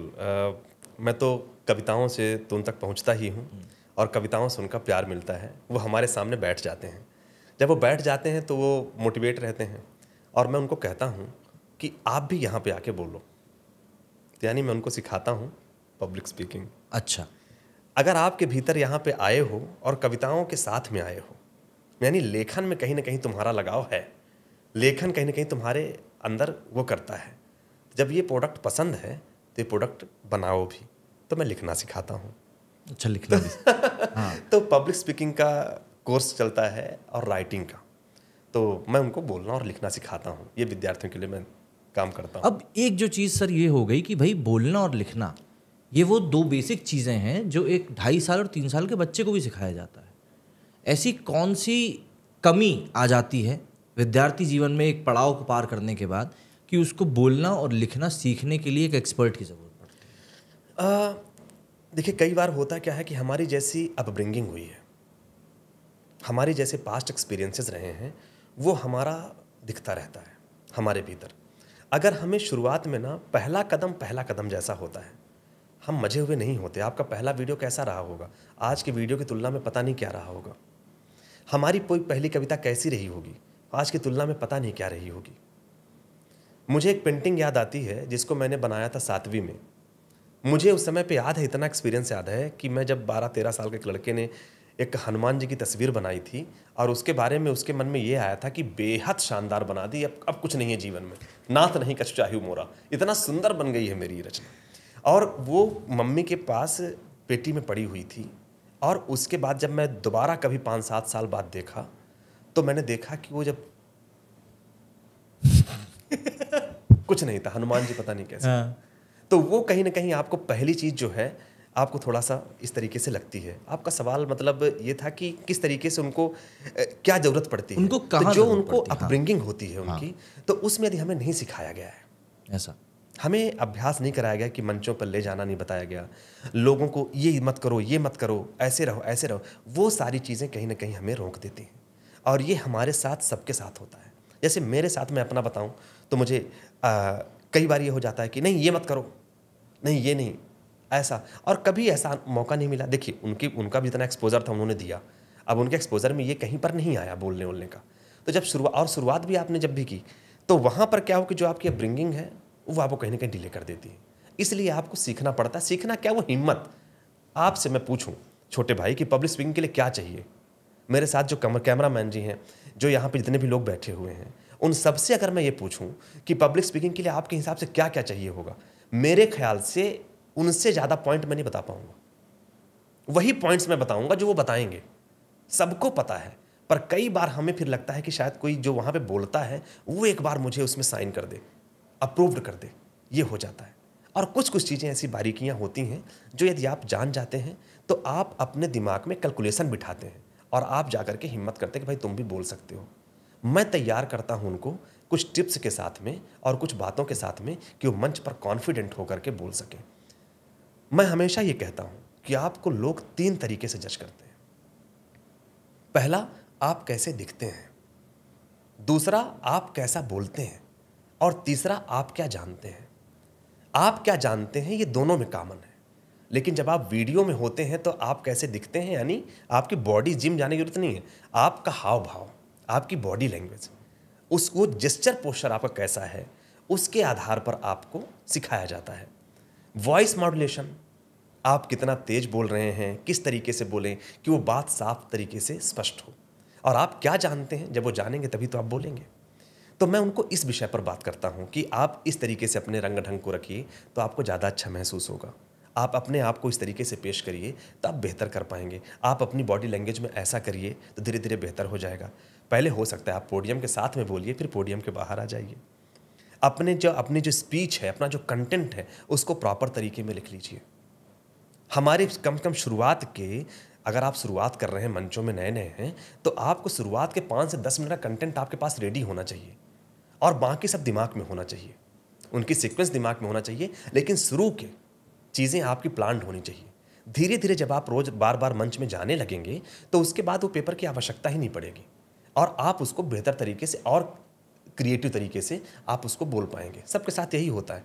हम दरअसल क्या करते हैं, मंच पे जाना है बोलने, तो एक तो वो हड़बड़ाहट, मैंने कहा बाली हो जाती है पूरी, आधी ताकत वहाँ पे हो गई। हाँ। अब वो आधे में से भी हमने कहाँ पे माइनस कर लिया कि आपने कुछ लिखा ही नहीं, कुछ तैयार ही नहीं किया। अगर वो तैयार कर लें तो अलग हो जाए। मैं हमेशा एक फार्मूला बना के रखता हूँ। अच्छा। 3 तरीके से अपनी स्पीच तैयार करता हूँ। यहाँ पे जो दोस्त हैं, मैं आपके माध्यम से उन तक पहुँचाना चाहता हूँ, बड़ा अच्छा है कि IEE इंट्रो, एक्सप्लेनेशन, एंड। ये मेरा मतलब मैं ऐसे करके इस फॉर्मेट में करता हूँ। इंट्रो में आपको बताना है, जब आप शुरुआत, ये मंच के बिगिनिंग का है, जब आप शुरुआत में जा रहे हैं, फिर तो आपका बहुत सारा आई यानी इंट्रो, यानी आप अपने बारे में बताइए, आप सबको धन्यवाद करिए और आप क्या देने वाले हैं आप वो बताइए। ई में होता है एक्सप्लेनेशन, जो टॉपिक आपको दिया गया था, जिस विषय पे आप बताने वाले हैं, जितना आपके पास टाइम फ्रेम हो उसके हिसाब से आप पॉइंट्स बना लीजिए कि हमें इस पे बोलना है, इस पे बोलना है। और फिर आगे एंड है, आपने क्या बताया, उससे आपका क्या निष्कर्ष निकला, या कोई सवाल है तो आप वो पूछें और एंड कर दें। सर एक चीज़ मैंने देखी है, जो आपने चीज़ बताई उसमें कई लोगों से जब मैंने बात करी तो उसमें लोग बोलते हैं कि यार आपको अगर जितना ज़्यादा एक्सपीरियंस होगा, आपके एक्सपीरियंस मतलब पब्लिक स्पीकिंग का नहीं, आपकी पर्सनल लाइफ में आपको जितने ज़्यादा एक्सपीरियंसेस होंगे वो आपको उतना ज़्यादा हेल्प करेगा। लेकिन जब हम स्टूडेंट्स के बारे में बात करते हैं सर, उनको ऑब्वियसली बात है लाइफ को लेकर उतने एक्सपीरियंसेस नहीं होते, वो उस चीज़ को कैसे टैकल करेंगे? आपको एक बात कहता हूँ, जिसको जॉब नहीं मिल रही है, जिसकी परीक्षा चल रही है, दोनों के भीतर पीड़ाएं एक जैसी होती हैं। आपके पास समस्या कोई भी हो, भीतर मन को जो वेदना होती है वो एक ही जैसी होती है लगभग। ऑस्कर अवार्ड AR रहमान जी को मिले और एक बच्चे को प्लेट मिले, दोनों की खिंची हुई फोटो हो, दोनों की स्माइल एक जैसी होती है। पता नहीं आप मेरी बात को समझ पा रहे हैं? नहीं सर, बिल्कुल, क्योंकि इस स्टेज से हम खुद भी गुजर चुके हैं। तो जब होता क्या है कि हमारे अंदर जो भाव आते हैं ना, वो हर तरह के एक ही जैसे आते हैं, उसका जो प्रभाव पड़ता है, इम्पैक्ट पड़ता है, वो एक ही जैसे है। दुख एक जैसा है हमारा, कहीं ना कहीं उदासी एक जैसी है, और उसमें से तो फिर हम सब कुछ वैसा ही निकालेंगे। तो हमारा जो अपना जो विद्यार्थी वर्ग है, तो उसके भीतर जैसे आते हैं एक्सपीरियंस, तो उसको अगर वो ये कहेगा कि मुझे दुख ऐसा लग रहा है, और बस हम आपको समझ जाएं कि आप शायद किसी कंपनी में काम करते हैं तो आपको ऐसा हो रहा है, तो आप ये बताएंगे कि हाँ बिल्कुल होती है बोरियत, जब आप एक ही काम को बार बार करते रहते हैं तो लगता है, मन उबता है। तो वो एक्सपीरियंस कैसा, मैं समझ सकता हूँ। कैसे समझ सकते हो? क्योंकि मैं पढ़ने में फील किया हूँ, आपने काम में फील किया है, पीड़ाएं सेम हो गई। अब आप इसका सोल्यूशन, आपने जो किया था वही बताइए कि हमने हिम्मत रखी, क्योंकि करते रहना है, कुछ चीज़ें हमें स्वीकारनी पड़ती है, हम उस तरीके से बढ़ते हैं। तो इस तरीके से हमारी कहीं ना कहीं चीज़ें मैच होती हैं और इस तरीके से हम समझ पाते हैं। हमारे पास अगर कोई साइंटिस्ट आ गए या कोई कहीं पर भी आ गए, कुछ चीज़ें यूनिवर्सल हैं। आप दुखी तभी होते हैं जब किसी विषय से आपको लगता है कि आपका कंट्रोल जा रहा है, या कुछ चीज़ें आपके पास होनी चाहिए थी, आपके पास नहीं है, कुछ खो गया है।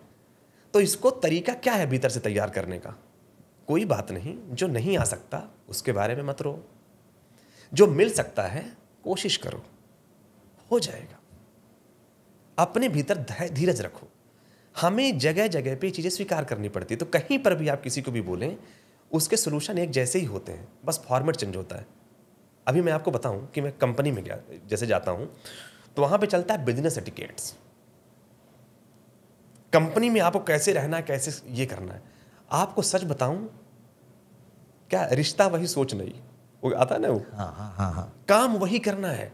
बस आप लग जाएगा यार इसमें ये बोलना है, यार इसमें क्या कुछ भी हुआ नहीं है। आप उनको यही बताइए ना कि भैया आपको कंपनी में कैसे रहना है, आपको अपने घर में कैसे रहना है। वही आप उनके साथ जब साझा करेंगे, लेकिन कंपनी के एस्पेक्ट में।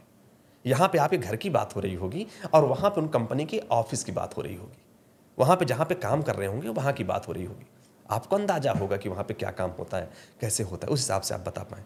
हम महसूस कर पाते हैं ना, हम सहानुभूति जो होती है हम समझ पाते हैं ना, तो सबका सोल्यूशन एक जैसा ही है। गीता चाहे इंजीनियर पढ़े, चाहे डॉक्टर पढ़े, चाहे किसान पढ़े, चाहे जो भी पढ़े, उसमें सबके लिए सोल्यूशन है।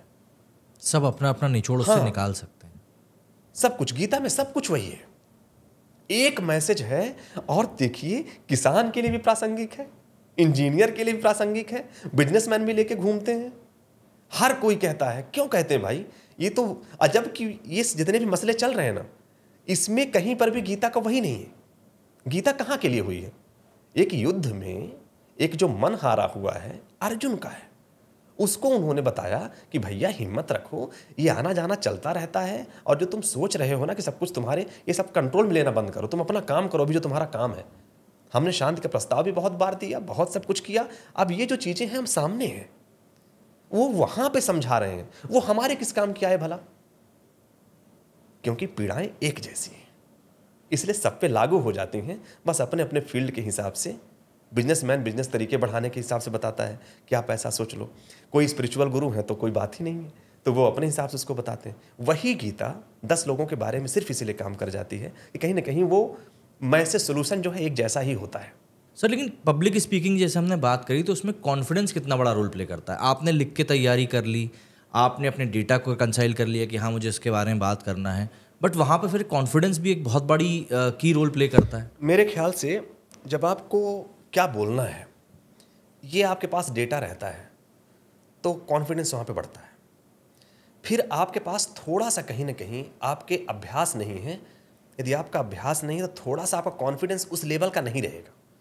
लेकिन हम अपने आप को तैयार करते हैं, निरंतरता से, निरंतरता से वो आती है। आप अगर कॉन्फिडेंस बोलेंगे, कोई कॉन्फिडेंस ऐसा कोई एप्लीकेशन है सीधा इनबिल्ट हो जाए अपने माइंड में, ऐसा नहीं होता।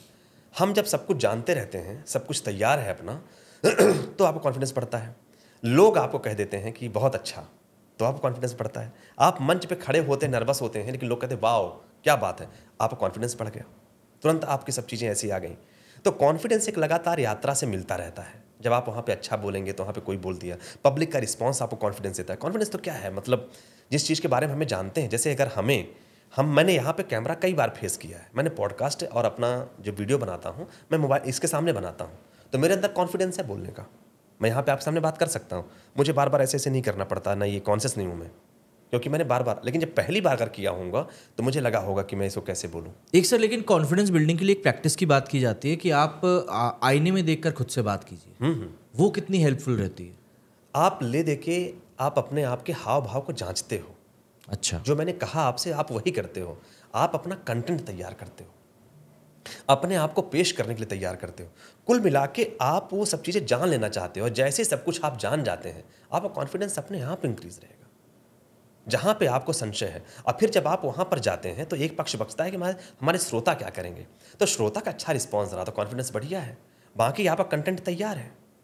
तो आप जब आईने के सामने करते हैं तो वहाँ पे आप अपने आप को तैयार करते हैं कि हमारा जेस्चर पोस्चर कैसा है, इसको हम किस तरीके से रख सकते हैं, अपना हम कपड़ा कैसे पहन सकते हैं, हमारा क्या माहौल के मुताबिक है, वहाँ पे कौन कौन रहेंगे, उनको किस तरीके से बोलना है, कौन बड़े हैं कौन छोटे ये देखना है, यंगस्टर्स को बोलना है कि किसी एम्प्लॉई को बोलना है कि कहीं और बोलना है, किसी सेल्समैन को बोलना है, किसके सामने जाके बोलना है, उसके लिए क्या क्या ज़रूरी चीज़ें हैं। जब हमारे पास ये मटेरियल है तो जब हम वहाँ पे जाएंगे तो हम उनको बहुत अच्छे तरीके से बता पाएंगे।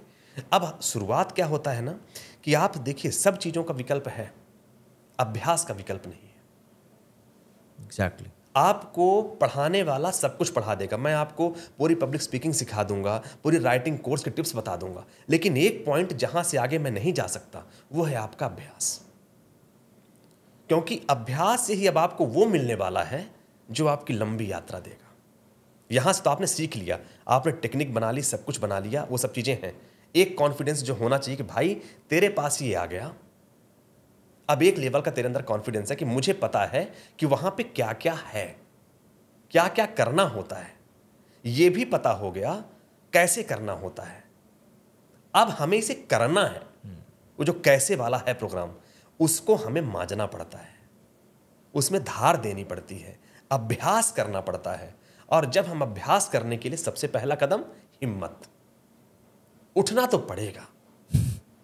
जिसको रखनी धार है उसे तो घिसना पड़ेगा, बहुत कुछ सुनना पड़ेगा, बहुत कुछ सहना पड़ेगा। हमने सर स्पीकिंग के बारे में बात करी, आपने भी राइटिंग का भी जिक्र किया। आप मुझे 2-3 चीज़ें बताइए, राइटिंग इम्प्रूव करने के लिए एक इंसान क्या कर सकता है? मेरे ख्याल से मैं इसको, अगर आपने चैट जीपीटी में पूछ दिया कि नहीं, इसको ऐसे पूछते हैं। आप जैसे आप कवि हैं, एक कवि की सोच के हिसाब से, जैसे मैं अगर चाह रहा हूँ कि नहीं यार मुझको उस तरीके से ही कुछ लिखना शुरू करना है, तो मैं कैसे उसको लेकर चल सकता हूँ? मेरे ख्याल से 2-4 चीज़ें हमारे भीतर होनी चाहिए।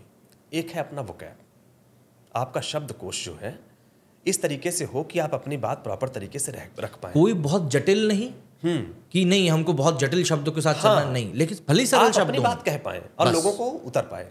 दूसरा है इमेजिनेशन, आप जहां पे ना हो उसके बारे में भी सोच पाएं, तभी तो हम समझ पाते हैं।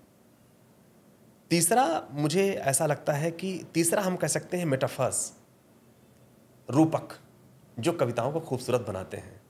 अंधेरी सी घनी जुल्फें, सूरज हमारा मोटिवेशन होता है। हम कई सारी चीज़ों को समुंदर की तरह विशालता दिखाते हैं, हम जमीन की तरह उसका धैर्य देखते हैं। अलंकार यहाँ पे काम आते हैं। बिल्कुल, हाँ, ये सारी चीज़ें आती हैं आपके मेटाफर्स में, कि हमारा इस तरीके से, ये थोड़ा सा, वो सारी चीज़ें तो आती ही है। तो ये आपको थोड़ा सा क्या है ना, आपके अंदर जो रॉ मटेरियल चाहिए, मैं उसकी बात कर रहा हूँ। तो आपका वोकैब हो गया, आपका इमेजिनेशन हो गया, आपका मेटाफर्स हो गया, कुछ ऐसा आपकी कल्पना ऐसी चलनी चाहिए कि बिल्कुल आप तुलनात्मक हो जाएं, आप कि इसकी ये बात कहाँ से मैच कर रही है, ये है। और फिर तीसरा आपका चौथा जो होता है राइमिंग। मेरे ख्याल से एक राइमिंग जो है आपके भीतर, एक धुन चलती है। मैं अपने कोर्स में एक शब्द यूज करता हूँ, इनर स्पीकर। आपके भीतर एक स्पीकर है। आप सोचिए, जब आप अकेले बैठ के लिखते होंगे या कि बोलते होंगे, तो एक भीतर एक बात करता है, करना चाहिए नहीं करना चाहिए बे, ये होना चाहिए, हाँ कर ले देख ले। अच्छा, आप देखिए, आप शांत रहते हैं तो आप बात करते हैं, एक भीतर कोई बोल रहा होता है। वो जो इनर स्पीकर है ना, उसको कंट्रोल में ले लीजिए, उसके अंदर एक राइमिंग चले, एक राइमिंग आती है, तो वो भीतर एक राइमिंग चलती है, तो मुझे लगता है कि वो आप बेहतर निकाल पाते हैं। तो वो चीज़ें आपके पास जब होती हैं तो आप लेखन की शुरुआत करते हैं। आप लेखक तभी बनते हैं जब ये सारी चीज़ें आपके दिमाग में एक रन कर रही होती हैं। जैसे आपने वोकैब की बात बोली और जो मेटाफर्स की बात बोली, ये एक तरीके से सेकंड स्टेज हो जाएगी। बिल्कुल है ना, क्योंकि पहले मुझको इमेजिनेशन करना आता है, राइमिंग भी चलिए ठीक है, एक बार आपको नेचुरल आ गई, क्योंकि कोई ज़बरदस्ती करना चाहेगा तो वो नहीं कर पाएगा। लेकिन अगर आपको ये 2 चीज़ें नेचुरल आती हैं, फिर उसके ऊपर आप काम कर सकते हैं, वोकैब को लेकर और आपके मेटाफर्स को लेकर। बिल्कुल। संदीप जी, उस दिन हम बात कर रहे थे तो एक आपने जिक्र किया था कि आप महिंद्रा में जॉब करते थे और फिर आपने वहाँ से कैसे निकले, आपने पूरी कहानी बताई मुझको। वहाँ से एक सवाल मेरा ये बनता है कि ना, एक शिष्य को या एक विद्यार्थी जीवन में जो है, उसको ये कैसे पता चलेगा कि अब उसको कुएं के मेंढक से, मतलब उस कुएं से उसको बाहर निकलना है। कई बार क्योंकि आज की तारीख में क्या होता है कि ना, माता पिता अपने बच्चों को लेकर इतना संरक्षित हो जाते हैं कि वो चाहते हैं कि वो उनकी नज़रों से दूर ना जाए। और उस चक्कर में होता ये है, जो मैंने एक्सपीरियंस किया, जो मैंने देखकर समझा है, कि लोग इंटेलेक्चुअली ग्रो नहीं कर पाते, उतने दुनिया को लेकर कॉन्फिडेंट नहीं हो पाते, जानकार नहीं हो पाते। मुझे ऐसा लगता है कि आपने उस पूरे फेज़ को जिया है। जी, अपने दम पर जिया है, अपने घर वालों को आपने जो भी कुछ बोला वो सब बातें थी। कहीं ना कहीं उसके लिए आपके अंदर भी वो भाव था कि नहीं यार, इस चीज़ से तो मुझे निकलना पड़ेगा, तब मैं जाके कुछ कर पाऊंगा। उस भाव को एक विद्यार्थी कैसे समझे, या एक माता पिता को कैसे समझना चाहिए कि नहीं यार, इनको हमें अब लेट गो करना पड़ेगा? देखिए, हर चीज़ का सोल्यूशन होता है अवेयरनेस। आपको जानना पड़ेगा, ये आपके पास ऑटोमेटिक नहीं आएगी। जानना और समझना, आपको जानेंगे जब आपको पता होगा। देखिए, 4-5 चीज़ें हैं जो हमें प्रभावित करती हैं: upbringing, past experience, values and belief. ये 4 चीज़ें हैं जो हमें किसी तरीके से रोकती बनाती हैं। तो हमें इस पर काम करना पड़ेगा। हमें पास्ट एक्सपीरियंसेस जो होते हैं, कई बार रोकते हैं कि नहीं ऐसा हुआ था तो ये हो जाएगा। हमारे जो अपब्रिंगिंग हुई है, अपब्रिंगिंग में जैसे हमारे घर का माहौल रहा, वो सारी चीज़ें हो जाएंगी। जैसे हमारा वैल्यूज़ है, जैसे बिलीफ है, वैल्यूज़ है कि मैं गिरे हुए सिक्के नहीं उठाता, होता ना बच्चन साहब का। तो इस तरीके का कि सबका अपना एक सिस्टम है, बना हुआ है, वैल्यूज़ बनी हुई है, बिलीफ। इनसे ये कितनी सही है, कितना सटीक है, इसके आधार पर आप होते हैं। अगर सटीक नहीं है तो हमें अपना एक्सपोजर सीखने के लिए जाना पड़ेगा, हमें आगे बढ़ना पड़ेगा। मैंने एक चीज़ देखी, क्या होता है आज की तारीख में ना, जितने भी स्टूडेंट हैं वो एक कंफर्ट जोन ढूंढ रहे होते हैं कि यार हमको बस ये कंफर्ट जोन मिल जाए तो ऐसा है। लेकिन और ये मैं बात कर रहा हूँ उन बच्चों की जो शायद एक संपन्न परिवार से आते हैं। जी जी। क्योंकि एक लड़का एक लड़की जो संघर्ष परिवार से आ रहा है, जिसने देखा है माता पिता को संघर्ष करते हुए, हर रात, हर दिन, हर महीने उस एक बजट को पूरा करने के लिए, उनको पता होता है कि वैल्यू क्या है। देखिए, यदि आपके पास प्यास है तो आप पानी के लिए नदी भी ढूंढ लेंगे, कुएं भी ढूंढ लेंगे, तालाब भी ढूंढ लेंगे, कुछ भी करके आप ढूंढ लेंगे। मुझे लगता है कि इस दुनिया में व्यक्ति को बस जिज्ञासु होना चाहिए। आप कितना भी कुछ भी सिखाइए, इतना जरूर हम किसी तरीके से दे दें। मेरे पास नहीं क्या तरीका होगा, मुझे नहीं पता, लेकिन एक चीज आपके अंदर जरूर होना चाहिए, जिज्ञासा होनी चाहिए, प्यास होनी चाहिए, क्यूरियोसिटी होनी चाहिए, भीतर ये होना चाहिए कि और ये जो पहली चीज है ना, ये आपको बहुत आगे करती है। अगर हमारे भीतर यही नहीं है तो फिर तो कोई मतलब नहीं बनता। फिर ये तो सर स्टूडेंट का पॉइंट ऑफ व्यू हो गया, थोड़ा माता पिता के पॉइंट ऑफ व्यू से ही बताइए आप। मतलब उनको कैसे ढील देनी चाहिए कि नहीं यार इसको ढील देनी पड़ेगी। मैंने वही कहा कि आपकी जो अवेयरनेस है ना, उनको हमेशा इस पर काम करना चाहिए कि बेटा जो है, आज मेरा जो दौर है उसका दौर है अंतर है। ये सबसे पहले समझना चाहिए। पहले दौर में चिट्ठियों से बात हो जाती थी, आपको धैर्य था। आज हमारी बात छोटे भाई आपसे हुई है कल, आज हमारा पॉडकास्ट है।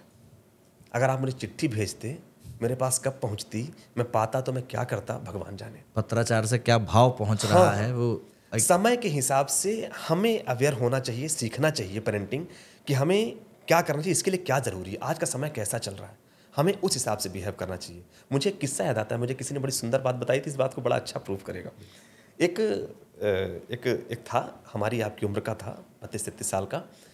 उसने क्या करा कि उन्होंने, उनके पिताजी के गुरु थे, अब उनके भी गुरु ही हुए, तो उन्होंने कहा, पिताजी उनके स्वर्गवासी हो गए, तो उसने कहा कि जो हमारे पिताजी की परंपरा थी कि पिताजी हमेशा बुलाते थे गुरुदेव को, तो मैं भी गुरुदेव को बुलाऊंगा।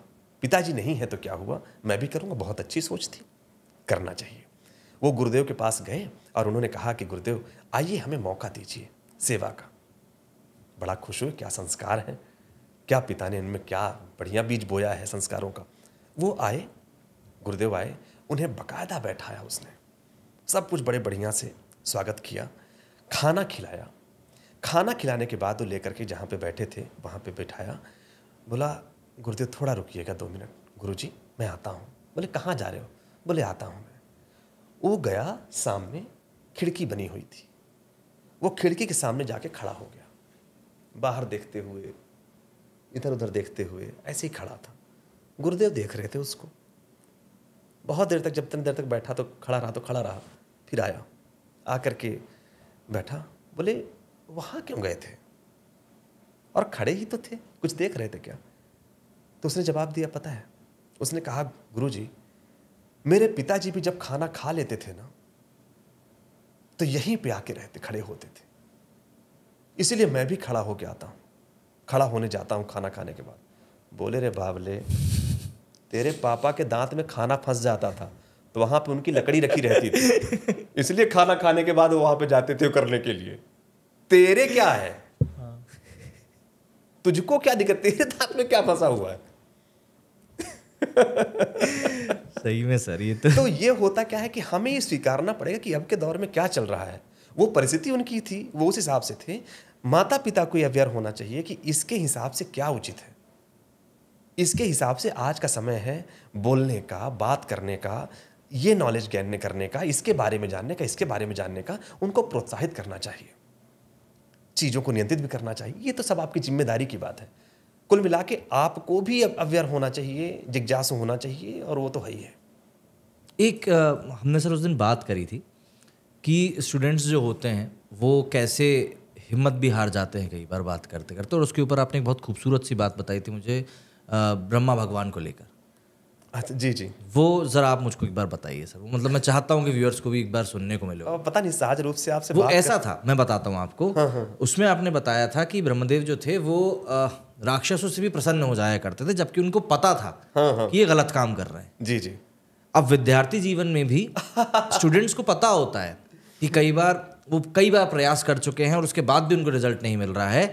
उस जगह पर कहाँ से वो कहानी उनको सीख दे सकती है, वो एक बार आप बताएं। मैं भी शायद छोटे भाई, मैंने आपसे इस मामले में निरंतर तपस्या करते हैं वो लोग। हाँ, मैंने इस पर दरअसल ये बात ऐसी थी, आपने जो कुछ कहा था, तो मैंने ये कहा होगा कि देखिए, मेहनत की है तो कुछ ना कुछ तो मिलेगा।